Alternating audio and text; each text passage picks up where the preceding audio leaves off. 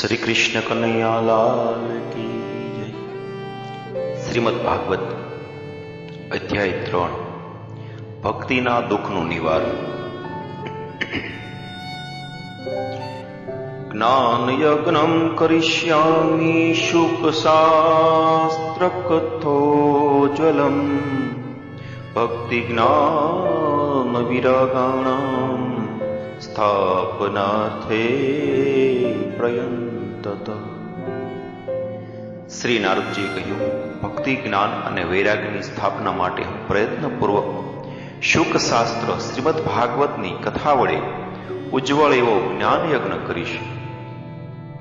પણ જે સ્થળે મારે જ્ઞાન યજ્ઞ કરવો જોઈએ ને તે સ્થળ અને શ્રીમદ ભાગવતનો મહિમા વેદ પારંગત એવા આપે મને કહેવો જોઈએ। શ્રીમદ ભાગવત કથાની કેટલા દિવસોમાં સાંભળવી જોઈએ અને કયો વિધિ કરવો જોઈએ એ હવે આપ મને કહો। ત્યારે સનકાદિક કુમારોએ કહ્યું કે હે નારદજી, તમે બહુ નમ્ર અને વિવેકી છો, અમે કહીએ છીએ તે સાંભળો। હરિદ્વાર પાસે આનંદ નામે ઘાટ છે, તે અનેક ઋષિઓથી યુક્ત, દેવોને સિદ્ધિથી સેવાયેલો, જાત જાતના વૃક્ષોને લતાઓથી વ્યાપ્ત, નવી કોમળ રેતીવાળો સુંદર એકાંત પ્રદેશમાં આવેલો અને સુવર્ણના કમળોથી સુશોભિત છે। અને તેની સમીપ વસતા પ્રાણીઓના મનમાં વેરભાવ રહેતો નથી। ત્યાં ખાસ કોઈ પરિશ્રમ વિના તમારે જ્ઞાનયજ્ઞ કરવો, જેથી ત્યાં અપૂર્વ રસરૂપ કથા વિશે આ તમારું જે જ્ઞાન છે ને તે કથા થશે અને જરાથી જીર્ણ થયેલા શરીરવાળા જ્ઞાન વૈરાગ્યને લઈને ભક્તિ ત્યાં આવશે। કારણ કે ભાગવતની કથા જ્યાં થાય છે ને ત્યાં તે ભક્તિ વગેરે ત્રણે જાય છે અને કથાનો શબ્દ સાંભળી તરુણ બને છે। શ્રી સુતજીએ કહ્યું કે એમ કહી તે કુમારો નારદજીની સાથે કથાપાન કરવા સત્વર તે ગંગા તટે આવ્યા। જ્યારે તેઓ તટ પર ગયા ત્યારે ભૂલોક, દેવલોક અને બ્રહ્મલોકમાં પણ આ વાતનો કોલાહલ મચી ગયો અને શ્રીમદ ભાગવત રૂપ અમૃતનું પાન કરવાના અતિશય રસિક વિષ્ણુ ભક્તો ત્યાં હતા। તેઓ સર્વ દોડતા પ્રથમ આવ્યા। ભૃગુ, વશિષ્ઠ, ચ્યવન, ગૌતમ, મેઘાતિથિ, દેવળ, દેવરાત, પરશુરામ, વિશ્વામિત્ર, શાકલ, માર્કંડેય, દુર્વાસા, પીપલાદ, વ્યાસ, પરાશર, છાયાશુષ, જાજલી અને જહનુ વગેરે સર્વ મુનિગણો, પુત્રો, શિષ્યો અને સ્ત્રીઓ સહિત પ્રેમથી ત્યાં આવ્યા છે। તેમજ વેદાંતો, વેદો, મંત્રો, તંત્રો, 17 પુરાણો અને 6 શાસ્ત્રો પણ શરીર ધારણ કરીને ત્યાં આવ્યા છે। વળી ગંગા વગેરે નદીઓ, પુષ્કર વગેરે સરોવરો, ક્ષેત્ર, સર્વ દિશાઓ, ક્ષેત્રો, દંડક આદિ વનો, સર્વ પર્વતો, વૃક્ષો, દેવો, ગંધર્વો અને કિન્નરો ત્યાં આવ્યા છે। તેઓ પોતાની મોટાઈના ગર્વથી ત્યાં આવ્યા ન હતા, પણ તેઓને સમજાવીને ભૃગુ ઋષિ તેમને ત્યાં તેડી લાવ્યા હતા।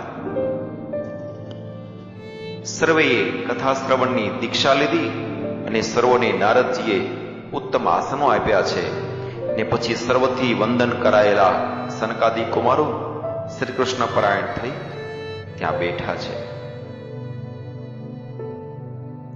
વૈષ્ણવો, વિરક્તો, સંન્યાસીઓ તથા બ્રહ્મચારીઓ મુખ્ય ભાગમાં બેઠા અને નારદ તેમની આગળ બેઠા છે।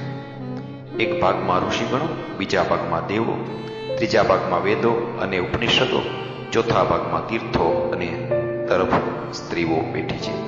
તે સમયે જય, નમઃ શબ્દ અને શંખધ્વનિ થવા લાગ્યો તથા અબીલ, ગુલાલ, શાલ તેમજ પુષ્પોની વૃષ્ટિ થઈ છે। કેટલાક દેવનાયકો વિમાનમાં બેસી ત્યાં બેઠેલા સર્વ સમાજને કલ્પવૃક્ષના પુષ્પો વડે વધાવવા લાગ્યા છે અને એ પ્રમાણે સર્વ એકચિત થયા। ત્યારે સનકાદિક કુમારો ભાગવતનું મહાત્મ્ય સ્પષ્ટ કહેવા લાગ્યા છે। સનકાદિક કુમારો બોલ્યા, હવે તમે એક ધ્યાન થઈને સાંભળો। અમે તમને શ્રીમદ ભાગવતનો મહિમા કહીએ છીએ અને એના શ્રવણ માત્રથી મુક્તિ હાથ લાગે છે। શ્રીમદ ભાગવતની કથા સદા સર્વદા સાંભળવી જોઈએ। એના શ્રવણ માત્રથી શ્રીહરિ હૃદયમાં આવીને બિરાજે છે અને શ્રીમદ ભાગવત ગ્રંથના 18,000 શ્લોકો છે, 12 સ્કંદો છે અને પરીક્ષિત સુખદેવજીનો સંવાદ છે. તેનું તમે શ્રવણ કરો. જ્યાં સુધી શ્રીમદ ભાગવતની કથા એક ક્ષણ પણ સાંભળી નથી ને, ત્યાં સુધી જ મનુષ્ય આ સંસાર ચક્રમાં અજ્ઞાનની જેમ ભમે છે. જે ઘરમાં શ્રીમદ ભાગવતની કથા થાય છે ને, તે તીર્થરૂપ છે ને ત્યાં વસનારાઓના પાપોનો પણ તે નાશ કરે છે. હજારો અશ્વમેઘ યજ્ઞો અને સેંકડો વાજપેયી યજ્ઞો શ્રીમદ ભાગવતના શુક શાસ્ત્રના 16મા ભાગને તોલે પણ આવી શકતા નથી.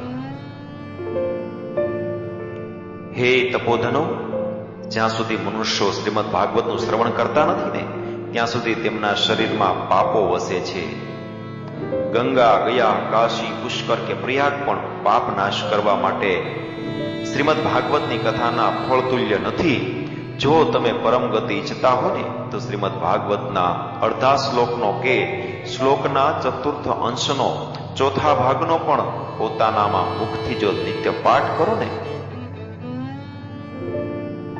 ઓમકાર, ગાયત્રી, પુરુષ સૂક્ત, 3 દેવો, શ્રીમદ ભાગવત, દ્વાદશાક્ષર મંત્ર, સૂર્ય, પ્રયાગ, વર્ષરૂપી કાળ, બ્રાહ્મણો, અગ્નિહોત્ર, ગાય, દ્વાદશી કથા, તુલસી, વસંત અને ભગવાન પુરુષોત્તમ આ સર્વમાં વિદ્વાનો કોઈ વાસ્તવિક ભેદ માનતા નથી. જે મનુષ્ય ભાગવત શાસ્ત્રને અર્થપૂર્વક નિત્ય વાંચે છે ને, તેના કરોડો જન્મોના પાપ નાશ પામે છે. અને તે નિસંશય થઈને જે મનુષ્ય શ્રીમદ ભાગવતના અડધા શ્લોકનો કે એક ચરણનો પાઠ કરે છે ને, તે નિત્ય રાજસુ યજ્ઞ કે અશ્વમેઘ યજ્ઞના પુણ્યને પામે છે. શ્રીમદ ભાગવતની નિત્ય કથા, નિત્ય કરેલું હરિચિંતન, તુલસીને સિંચન તથા ગાયોની સેવા એ સમાન છે. જે મનુષ્ય અંતકાળે શ્રીમદ ભાગવતની પ્રીતિથી સાંભળે છે, તેને શ્રી ગોવિંદ વૈકુંઠ ધામ આપે છે.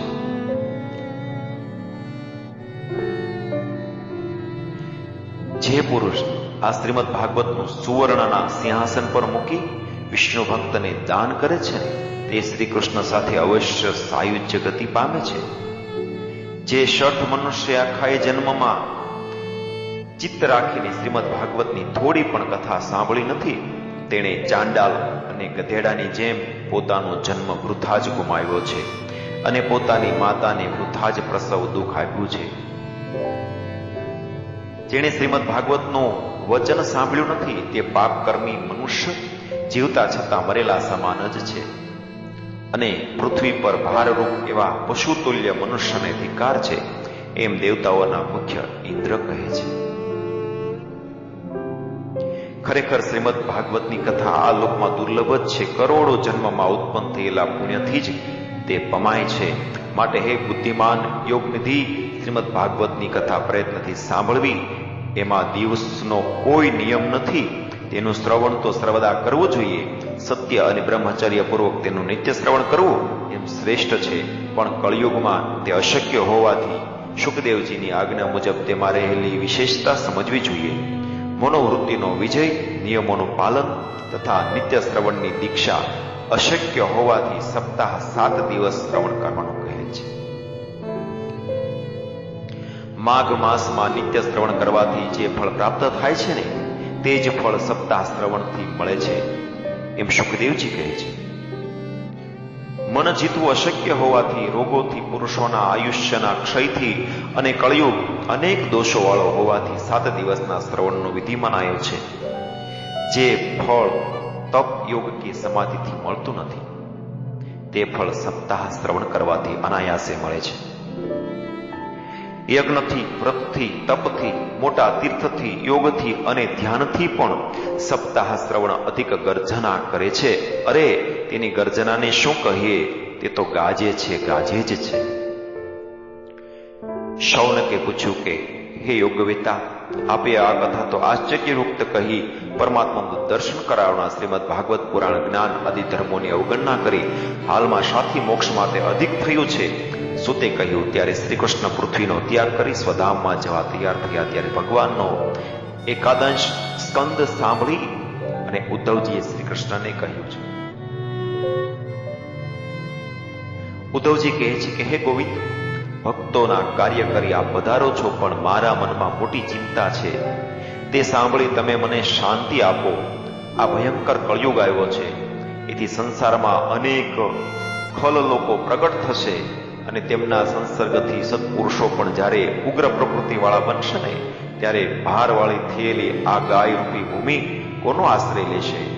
હે કમળ સમાન નેત્રવાળા, આપ વિના તેનું રક્ષણ કરનાર બીજો કોઈ દેખાતો નથી. માટે હે ભક્તવત્સલ, સત્પુરુષો પર દયા કરી આપ અહીંથી ન જાઓ. આપ નિરાકાર અને ચિત્ત સ્વરૂપ છો, તો પણ ભક્તોના માટે સગુણ થયા છો. આપના વિયોગથી ભક્તો ભૂમિ પર કેમ ટકી રહેશે? નિર્ગુણ બ્રહ્મની ઉપાસના તો કષ્ટમય છે, માટે કંઈક વિચારો.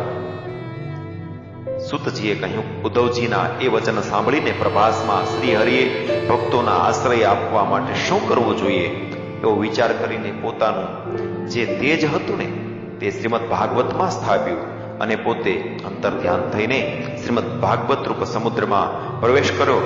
તેથી શ્રીમદ ભાગવત એ શ્રીહરિની વાણી રૂપ પ્રત્યક્ષ મૂર્તિ છે અને જેના સેવનથી, શ્રવણથી, પઠનથી તથા દર્શનથી તે પાપનો નાશ કરે છે. માટે સપ્તાહ શ્રવણને સર્વ કરતા અધિક માન્યું છે અને કળિયુગમાં તો બીજા બધા સાધનો છોડીને આ જ મનુષ્ય ધર્મ કહેવાય છે. દુઃખ, દારિદ્ર્ય, દુર્ભાગ્ય તથા પાપને ધોઈ નાખવા અને પાપ, કામ, ક્રોધને જીતવા કળિયુગમાં આ જ ધર્મ કહ્યો છે. દેવોથી પણ જેનો ત્યાગ થઈ શકતો નથી એવા ભગવાનની માયાને ભાગવતના શ્રવણ વિનાય સિવાય પુરુષો કેમ જીતી શકે? એ કારણથી સપ્તાહ શ્રવણ કહ્યું છે. હે શૌનક, એ પ્રમાણે સપ્તાહ શ્રવણનો શ્રેષ્ઠ ધર્મ સનકાદી ઋષિઓ સભામાં પ્રગટ કરી રહ્યા હતા. તેવામાં ત્યાં એક આશ્ચર્ય થયું અને તે હું કહું છું તે તને સાંભળો. હે કૃષ્ણ, હે ગોવિંદ, હે હરે મુરારી, હે નાથ, હે નાથ નારાયણ વાસુદેવ, એ પ્રમાણે શ્રી ભગવાનના નામો વારંવાર બોલતી કેવળ પ્રેમ સ્વરૂપા ભક્તિ પોતાના બે પુત્રોને લઈ એકાએક ત્યાં પ્રગટ થઈ છે. ભાગવતના અર્થોના આભૂષણ પહેરેલી અને અતિશય સુંદર વેશવાળી આવેલી તે ભક્તિને જોઈને સભાસદોએ તર્ક કર્યો, આ કેવી રીતે અહીં દાખલ થઈ અને મુનિઓ વચ્ચે આવી રીતે કેમ આવી? તે સમયે સનકાદી કુમારોએ કહ્યું કે આ ભક્તિ અત્યારે કથાના અર્થમાંથી નીકળી છે. તેમની એવી વાણી સાંભળી ભક્તિ નમ્ર થઈને સનત કુમારોને કહેવા લાગી છે. શ્રી ભક્તિએ કહ્યું કે હે બ્રહ્મપુત્રો, કળિયુગમાં હું નાશ પામી હતી, છતાં પણ આપે કથાના રસ વડે આજે મને પુષ્ટ કરી છે, તો હવે આપ કહો કે હું ક્યાં રહું?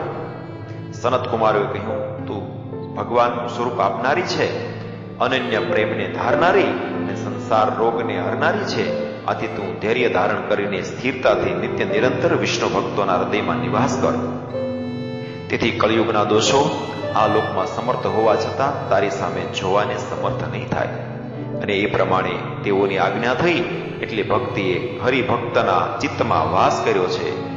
અને જેઓના હૃદયમાં શ્રીહરિની કેવળ એક ભક્તિ જ વાસ કરે છે ને, તેઓ નિર્ધન હોય તો પણ સમગ્ર ભુવનમાં ધન્ય છે. કારણ કે ભક્તિ રૂપી દોરીથી બંધાયેલા ભગવાન પોતાનું પરમધામ છોડીને બધી રીતે ભક્તોના હૃદયમાં આવીને રહે છે.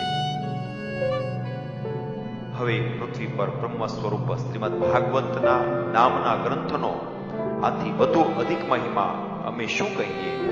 ભાગવતના આશ્રયથી વક્તા અને શ્રોતા બંને શ્રી કૃષ્ણની સમાનતા પામે છે. એથી બીજા કોઈ ધર્મોની જરૂર રહેતી નથી. ભ્રુમોદ્યકે કિમધિકમ મહિમાનમેવમ બ્રહ્માત્મકસ્ય ભુવિ ભાગવતા મધસ્ય યત સત્સંગસ્રાનિગ્રતે લભતે સુવક્તો શ્રોતાપી કૃષ્ણ સમતામલ મન્યધર્મે. આ રીતે અધ્યાય ત્રીજો અહીં સમાપ્ત થાય છે.